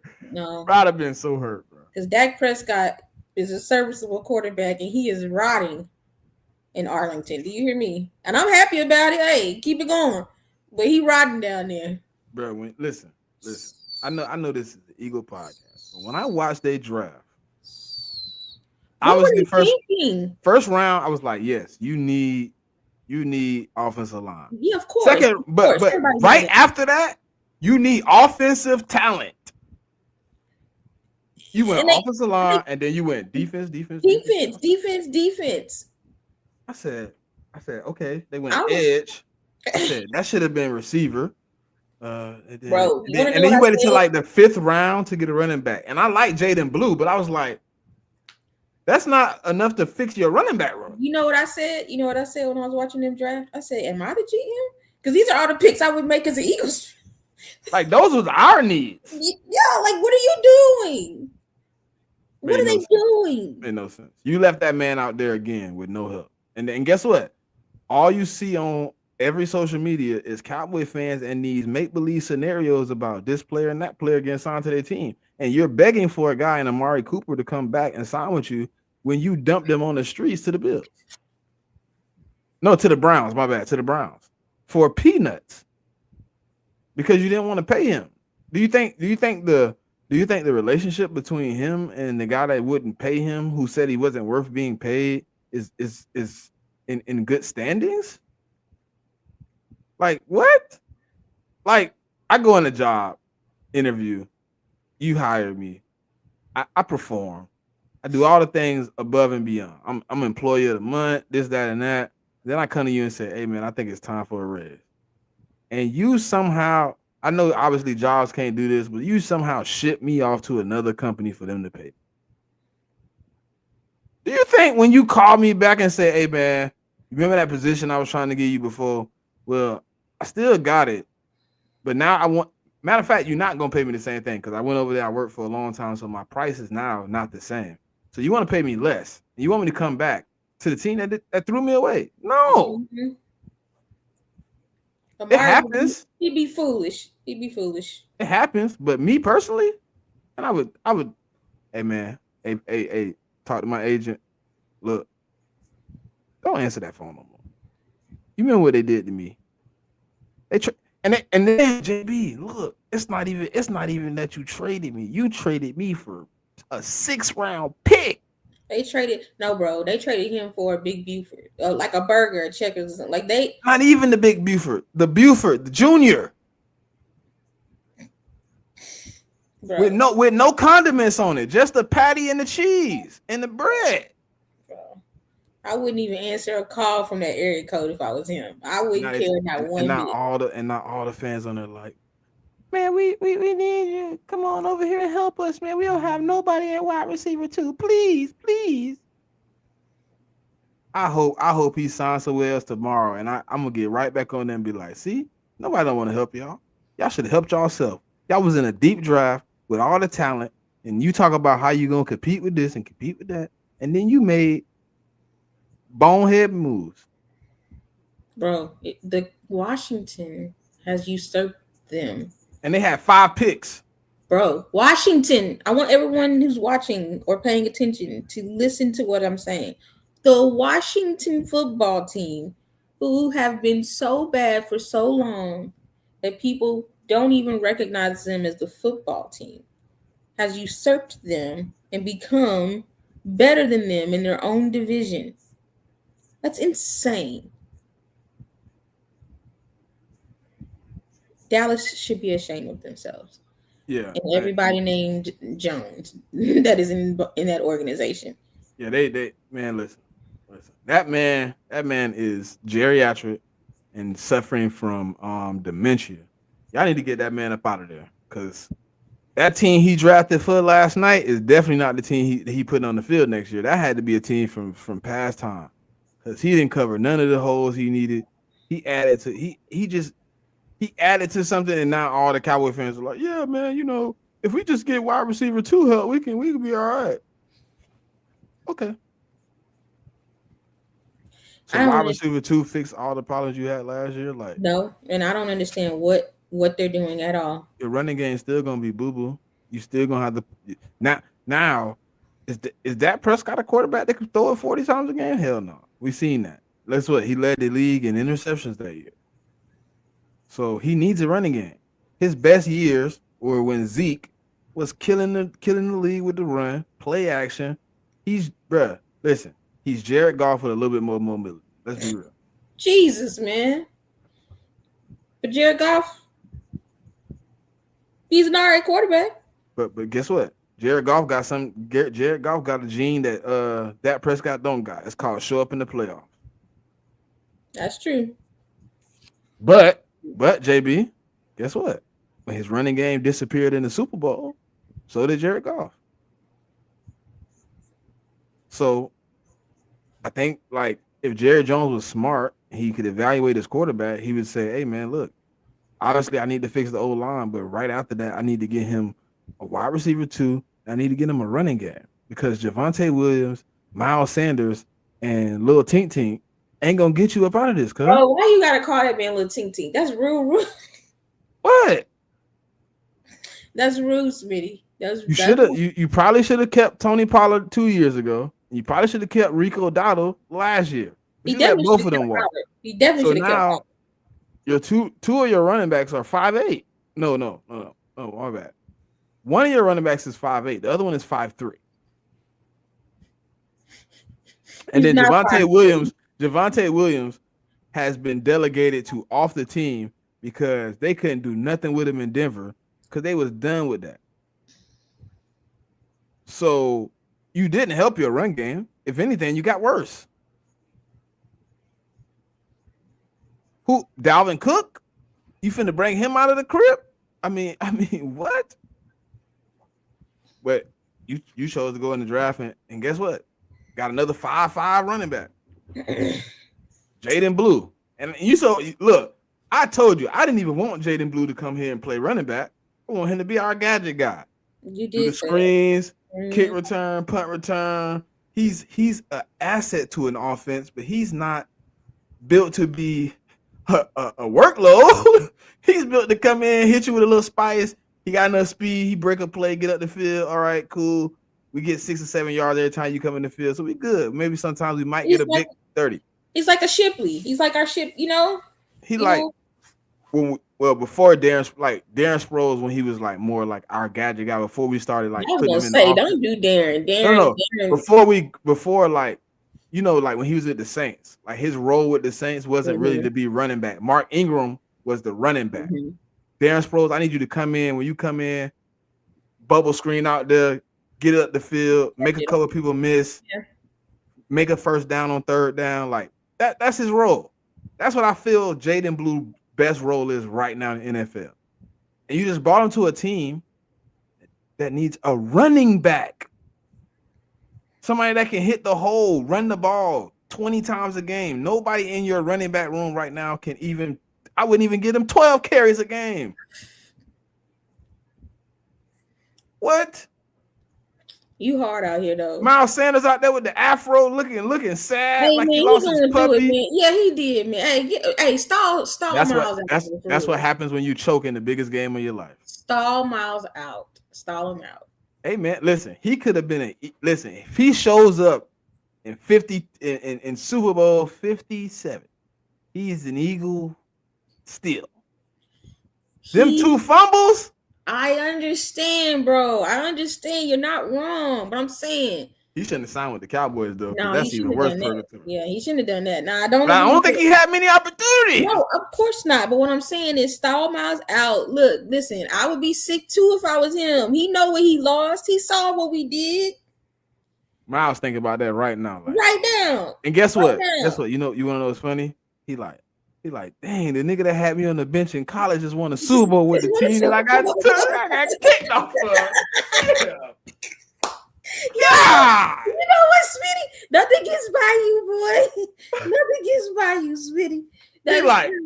He probably walking around practice like, boy, mad as hell with Saquon, bro. Man, that was the reason I was on the bench, and then I get moved on, and they win with him. God. He probably like, yeah. Sick. And he probably, hey, listen, I wouldn't be surprised if this offseason he made a phone call like, hey man, can you reach out to the Eagles, see if they want to bring him back? It's a lot of people. It's a lot of people trying to run it back. You know, it's a lot of people reaching out. I don't even think Howie picked up the phone. Nah, but that's why I'm saying stall that man out. He let him wear his beard and he's going through something right now. He's going through. He looked like it. You need to get that thing braided up, cuz you looking like you. That's what I'm saying. He look like he ready to go home and sit it down. Stall him out. He gonna figure it out. My guy, hey, when he was on though, he was on. You feel me? He just ain't got no, like, his biggest problem for me, like, he would be his vision is just like hit and miss. Like, if the hole ain't there where he's supposed to be at, he finna go outside. His only other, like, look, he get to the hole, he like, oh, it ain't there? Outside. No, yeah, he not shifty at all. That's the thing that Saquon got over here for sure. Saquon will shift you out your shoes, bro.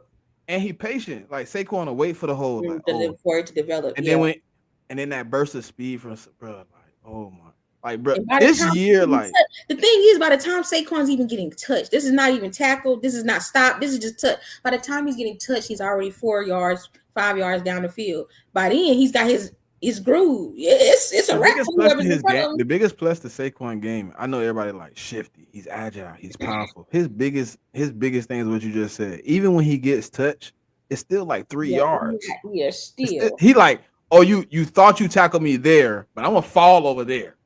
I'm going down, but I'm gonna gain 3. You know what he does that makes me so happy that for the longest time I love Shady, but that he would do that would drive me insane is. Of course, Shady would always run sideways. I hated that, but he wouldn't fall forward. Just fall forward. You're gonna fall forward. At least Saquon jump forward.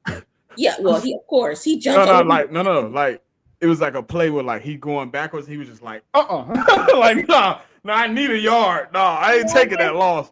Shady, if he can make it happen. But Shady though, let's Shady used to drive me insane with that. You would think he on ice going sideways. Like, you took a 17-yard gain and turned it into 9. Why did you do that? And you took Buddy ankles and lost 3 yards. You like, and then I'm like, oh my God, Shady just like, okay, bro. And he used to carry that ball. Maybe he used to carry. Oh God. Okay. Anyway, that gave me heart attacks, boy. Jesus Christ. Yeah. Cause I'd be like, but hey, look. I'm glad. Listen, man. We blessed, man. We blessed. I am not. Because you know what's funny? Somebody just told me something, and I was just like, I really didn't think about it. The era of football we just talked about. You know they never won a playoff game. Wait, what? Shady, Vic, Deshaun Jackson, that team never won a playoff game. Dang. It felt like it because the last game of the season was like that Giants game. Yeah, It felt like, game. bro, Yeah. and I was in a hard down. I'm like, bro, we beat the Giants to the playoffs. What you talking about? It was like, no, that was the last. You know what? That's right. I'm like, the Meadowland Miracle was, oh shit. And then I had to go. Listen, I ain't gonna even lie. I still didn't believe it. So I went to StatMuse. How many games has Shady won as an Eagle? 0. Huh? I'm like, we really didn't win a playoff game with that team? And that's why to this day, when I say my prayers, I also pray for Chip Kelly's downfall. To this day. Oh, and he back in the NFL, so I pray double now. Yeah, to this day. I was okay when you was at UCLA because you was already in purgatory and they program is horrible. So I was like, hey, I ain't gotta pray. You know what I mean? I got what I'm looking for. Oh, they let you back in the NFL. I'm doubling down. And you an OC. Double down, triple down. Hello. To the day I hope you feel at every aspect. If he ain't got no haters, that means I'm not breathing no more. I want you to know that. And even his children's children, I want them to fail. I can't stand Chip Kelly. Hey, listen, JB. It ain't no way. Because I'm gonna teach my kids the way to go. Chip Kelly is to be hated at all costs. Listen, when I tell stories, he almost like the antagonist of the story. I'm telling it like he did everything that you didn't want him to do and some more. And it started out so promising, man.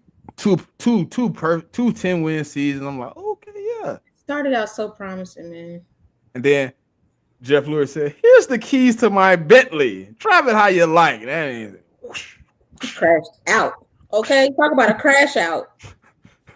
Bruh, my God. And Howie just sitting in the back room like, Jesus. Oh man, he traded. Well, he traded Shady. For who? He cut Deshaun Jackson. What? And I was just like, I don't know what's going on with this team right now. And listen, that was Jeff Lurie woke up from that nightmare real quick and said, give me them keys back. And said never again. Mm-hmm. I don't think he'll ever let another coach get that much power. I think the last coach who had the most power, because it's clear Nick doesn't have any, and that's no shade to Nick. He just doesn't have any. The coach who had the most power, the last one outside of Chip, was Doug. And Doug didn't have no power either. That's why he got here. Nah, Doug had some power because he did. He didn't. Remember why he got fired? No, I know why he got fired, but I'm saying Doug had some power. He had some. I think he got the same amount of power as Nick.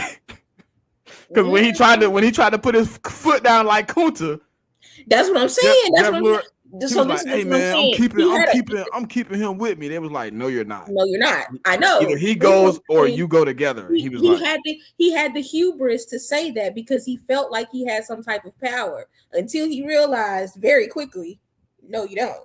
So that's what I'm saying. The last guy who had some, I think, was Doug. But he thought he had some until he realized he had just a little bit. They said, look, we'll keep you here, but he ain't staying. I'm like, nah, he got to stay with me. Have a nice day. And he ain't been right since. Well, I mean, he had like one season since he left, maybe. I don't think. Remember that he had that one when he beat Justin Herbert. That's the one season. They was down 27-0 and they came back and beat Justin Herbert. Was that a winning season though? Yeah, they had like, if I'm not mistaken, 10 wins. Okay, I don't remember you. Because they went on like a little run, like they went on like a 6 out of 7 game run down the stretch. Because I remember they was like trying to win a division from I want to say the Texans or the Colts was in first. No, Tennessee might have been in first. Yeah, it was the Titans. Yeah, so they ended up coming down to them beat. Remember, they had to beat the Titans in the last game. They played the Titans for the division. Yeah. They both went in that game with 9 wins. Okay. Well then, yeah, that game with 9 wins. Good for him. But yeah, that was it. And you had 1 win in the playoffs, and you got fired again. And guess who got you fired? The same guy that got you fired from the Super Bowl winning team that you had. Maybe your love affair with that dude probably should come to a little end. Doug, if you ever watch this, if it ever somehow pops up in a short or whatever, you should just not be cool with dude because dude is costing you a Hall of Fame career. You're gonna go down as the Super Bowl winning head coach that could never get it done again, and then they're probably gonna say you was what is it, hot grease in the pan or whatever they call it when you caught fire in the pan. That's it. Mm-hmm. Flash Like in the pan. flash in the pan. Like that's Mm-hmm. it. You they gonna be like that was a one off. Cause to be honest, like after that, I mean after the Super Bowl run, you had the one playoff run with Alshon Jeffrey does what he does in the playoffs, and then we lose. You can't even get it out. I understand. And then you didn't really have another run like that. Like I don't even think we won another playoff game after that. Because Carson, the next year gets hurt in the Seattle game, and then we go 4-12, then you get fired. So I mean, it was like, to me, like you should have let dude go, bro. Like I really believe you should have let dude go, even if you was leaving the Eagles, even if you was willing to step away from the Eagles. I think like once you seen like, hey, this isn't working. Last year with the Jags, like before you went into the final season of your contract, where you on the hot seat, I think you should have just been like, hey, dude, look, I might need to bring in another OC because this is the second opportunity you about to cost me. And by all accounts, Trevor Lawrence should have been, Trevor can play. He looked like hot. I don't know. Listen, with that dude at OC, bro, and me, I'm a very like even kill guy around the NFL when we not talking about Eagles versus your team. I could talk about your team, right? The Jaguars have a lot of talent. Like, how do you look like you looked last year with what you had on the team? I don't get it. And I hope, listen, people are trying to put it on Trevor and all that. Nah. And listen, I don't like Trevor for what he played football at because he played against a team that used to punish me in that time frame. Because my team was going through a rebuild and all that. We was getting slaughtered out there in Florida State. But I believe Trevor Lawrence has the tools to be a great quarterback. But for whatever reason, Doug and his OC love buddy couldn't get it right. So I'm hoping to see a better version of Trevor Lawrence this season. Because I also hope what Dougie P wouldn't do, help him from himself. Like not hold him accountable, but like why is he playing through 7 injuries? Like I know you want to see the grit and the grind of your quarterback, but when he can't throw 10-yard balls in a game, he should be sitting down. Mm-hmm. I literally watched this man out there, he was throwing dirt balls 10 yards because his shoulder was hurting. Like, why are you putting your quarterback in that detriment of like any smart coach should be like, hey man, pull him. He's not working. I don't care that we're trying to make the playoffs or whatever. I don't care what we're fighting for. I think at the time they were like first in the division. Guess what? It cost you probably multiple games because you didn't let him get right. And now it cost you your job because his play down the stretch last season from being in first place to completely losing the division. They had a 3-game lead at one point last year. With like 6 games left on the schedule, you had a 3-game lead in first place. And I want to say you lost the same way we went out, 1-5. You couldn't play any good football. Like Nick is a perfect example of, hey, sometimes you gotta let go. He might do as he say, love Brian Johnson. When he seen Brian Johnson couldn't do his job, he said, hey, look, I understand you got to get better, but maybe you need to downgrade your job, which he did. He didn't try to go find an OC job. He went somewhere where he can learn. Mm-hmm. And we might need to bring in a vet because my not inexperienced. Nick Sirianni is inexperienced, but his inability to be a game manager, a game planner, as a coordinator, and your inability to counteract what I can't do ain't gonna work. So he moved on to somebody that know how to do their job. Because guess what? That's what you do as a coach. And look, I can't do it. I don't want to lose my job. So I'm gonna get better at being a coach. And I'm gonna bring somebody in to do the coordinating. But no, Doug, you love Buddy so much. You were like, no, it's gonna work out. It's gonna be okay. It's crazy. Hopefully, this little timeout Doug is taking because I still, I got I think he's a good coach for sure. Yeah, he's a good coach. I love Doug. Just don't come back with Buddy. Leave him at home. Seriously. And if you trust dude to babysit my kids. If he does put him back on the next staff he's on, then I'll know for sure Doug don't have this good sense I gave him. He got blackmail on you. If you bring him back again, or that, he got some dirt. He done ruined 2.5 quarterbacks at this point. So anyway, Lord, well. But hey, man, no, we had a good conversation. I like this. We got 100 people in here even right now, man. Hey, appreciate y'all for tapping in with us. What up, nah, man, JB gonna be back, man. I didn't get a chance to cut that film up. It's in the process. I do have I think I got obviously Jahad Campbell. I started Andrew McCubas, a little bit of Ty Robinson, but that's probably far as I got. You know what I mean? No, but I want a long way to go, brother. Still got a long way to go. Yeah. So I ain't got much to do this week though. So we probably be back, man. We're gonna tap in, man. JB is gonna be my little guest, you know what I mean, here and there when she got time, you know what I mean, when the schedule pans out right. So we're gonna stay tapping in, man. And we're gonna argue. I mean, that's what we do, but we always come back to the, hey. Oh, yeah. We just had an argument on the phone the other day. That's what I'm saying. That's what we do. I said, you know what? I'm not going to even bring that up on the show. No, you notice I didn't bring it up. I said that man's 45 minutes of arguing back and forth. What I said that man's name, but I did not bring up that argument on purpose. No. But that's what we do. I was going to sidestep and hit a U-turn on you.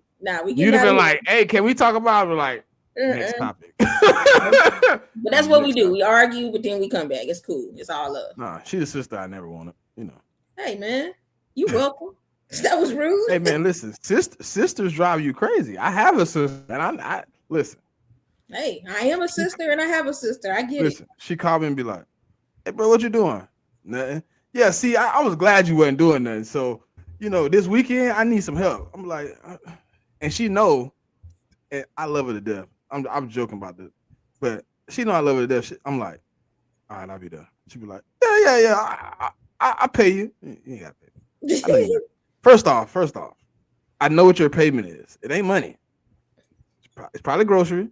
That's what I'm saying. Food. It's probably food. Yeah, that's a good sister payment. I'm with it. That's a good payment, right? Okay. But she just don't take no for an answer. Well. And she almost sometimes just like you. She just gonna go until she try to make me fall. And then at the end when she like, I'm tired of arguing with this Negro because he don't stop either. All right. God damn it. Just all right. Let's move on. Or how about the common denominator in these situations is you, and maybe you're the problem. I'm argumentative, so if you started, I'm not gonna start it. But if you started, no, you 100% started the argument the other day to me. You 100%. No, I didn't. I stated the point. And then you said nah, and we went back and forth on the point. This is. But exactly if you gonna go back and forth with me, this is exactly why you be getting blocked on. This is exactly why you be getting DMs about getting. Listen, if you're gonna start it, and you're gonna go, if you are willing to go back and forth, I'm gonna go as long as you go. It don't matter. You still be wrong at the end, though. You still be wrong. Nah. See this women right here. See this women right here for you, man. See, take notes. They always want you to be wrong at the end of the argument. I really want you to be right, but you're never right. So it's hard. You're not right. I wasn't wrong. Yeah. Smitty, we're not doing this. It's been 2 hours, literally. We gotta go. I cannot do this no more. We're done. See how she trying to argue? See, because she want me to be wrong so bad. Hey, man, listen. I know get you're your wrong. notepads out. Listen, man, get your notepads out. When you argue, just say you wrong and move on. Because you're never gonna be right. You're never gonna win the argument. So just take the L. Just take the L. It's that simple. It's that simple. I've learned this too many times. But you still failed the test. Even when you right. Cool. Oh no, I'm gonna argue. I'm gonna go. Even when you argue, you're wrong. Well, I'm gonna go. You know what I mean? I'll be back at some point, guys. Smitty's still gonna be wrong then about something, and I'll be sure to let him know. I hope I'm wrong about that one. You know what I mean? Because then it'll be all right. But then the golf clap will turn into a big clap, and then we'll be moving forward. We're gonna give Coop a big clap. I hope. All it takes is about, you know what I'm saying? He already on the precipice. All it takes is this one. Okay. We're gonna remember this. May 2nd, 2025, 8:34 p.m. my time. Central time. Yeah, Central. 9:34 Eastern Standard Time. We out. Deuces. Yo, Philly fam, back. What's America's bird? Evil.